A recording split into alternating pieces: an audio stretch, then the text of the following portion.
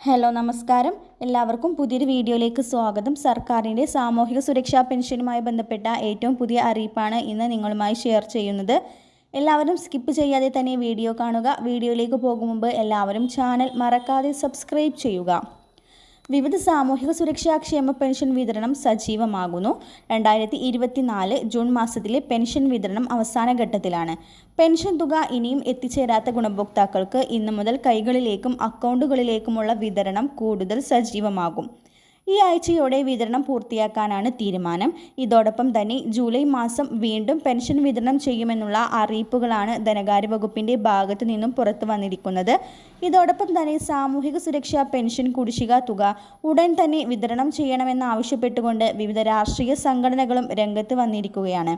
Pension കുടിശ്ശിക തീർത്ത് വിതരണം ചെയ്യുന്നതിലേക്കായി കൂടുതൽ തുക അനുവദിക്കണമെന്ന് ആവശ്യപ്പെട്ടുകൊണ്ട് സംസ്ഥാനം കേന്ദ്രത്തിന് കത്ത് നൽകി കഴിഞ്ഞു. ജൂൺ മാസത്തെ പെൻഷൻ വിതരണം അവസാനിക്കുന്നതോടെ ജൂലൈ മാസത്തെ പെൻഷൻ വിതരണ നടപടിക്രമത്തിലേക്കാണ് സംസ്ഥാന സർക്കാർ കടക്കുന്നത്. ജൂലൈ മാസത്തിലും പെൻഷൻ വിതരണം ഉണ്ടാകുമെന്ന് സർക്കാർ നേരത്തെ തന്നെ വ്യക്തമാക്കിയതാണ്. ജൂലൈ മാസത്തെ പെൻഷൻ 2 മാസത്തെ ഗഡുത്തുകയാകാനാണ് സാധ്യത ഏറെയുള്ളത്. 5 മാസത്തെ കുടിശ്ശിക തുല്യ ഗഡുക്കളായി ഉടനെ തന്നെ വിതരണം ചെയ്യുമെന്ന് സർക്കാർ നേരത്തെ തന്നെ പ്രഖ്യാപിച്ചിരുന്നു. ഇതിൻ്റെ അടിസ്ഥാനത്തിലാണ് പുതിയ തീരുമാനം. അടുത്ത പ്രധാനപ്പെട്ട അറിയിപ്പ് റേഷൻ മേഖലയുമായി ബന്ധപ്പെട്ടതാണ്. റേഷൻ മേഖലയോട് കാണിക്കുന്ന അവഗണനയ്ക്കെതിരെ റേഷൻ വ്യാപാരികൾ സംയുക്തമായി പ്രഖ്യാപിച്ച 2 ദിവസത്തെ സമരം ഇന്നലെ തുടങ്ങിയിരുന്നു. റേഷൻ കടകൾ അടച്ചിട്ടാണ് സമരം നടത്തുന്നത്. രാവിലെ 8 മണി മുതൽ ഇന്ന് വൈകിട്ട് 5 മണി വരെയാണ് റേഷൻ കടകൾ അടഞ്ഞു കിടക്കുക.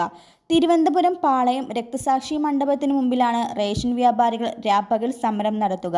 കഴിഞ്ഞ ദിവസം മന്ത്രിമാരുമായി ചർച്ച നടത്തിയെങ്കിലും പരാജയപ്പെട്ടതിനെ തുടർന്നാണ് സമരവുമായി മുന്നോട്ടു പോകാൻ റേഷൻ ഡീലേഴ്സ് കോഓർഡിനേഷൻ സംസ്ഥാന കമ്മിറ്റി തീരുമാനിച്ചത്.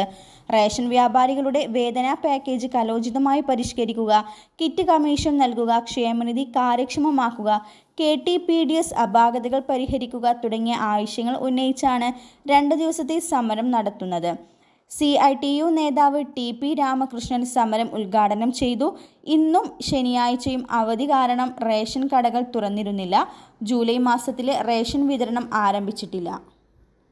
വരും ദിവസങ്ങളിലെ ക്ഷേമ പെൻഷനുമായി ബന്ധപ്പെട്ട അറിയിപ്പും സർക്കാർ സംബന്ധമായ എല്ലാ അറിയിപ്പും കൃത്യമായി നിങ്ങളിലേക്ക് എത്താൻ ഈ ചാനൽ മറക്കാതെ സബ്സ്ക്രൈബ് ചെയ്യുക.